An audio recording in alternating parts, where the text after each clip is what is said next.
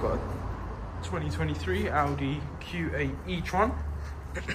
This is coming for the Meta S5 E-TEC. So as you can see, if we attempt to start the vehicle here, it is completely dead, even though I'm pressing the brake and the start button together. It's completely dead. Now you will get two Meta tags. On the Meta tag itself, you're going to be able to press the button.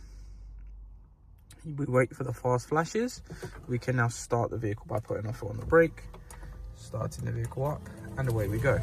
We can now operate through the gears as normal. Obviously, that is the Meta system there. In terms of arming it again, once we turn the system off, after around about 3 minutes, it's going to automatically detect that this is obviously now being turned off, and you can continue your time. Obviously you have the app which will give you tracking. You have remote shutdown on it as well.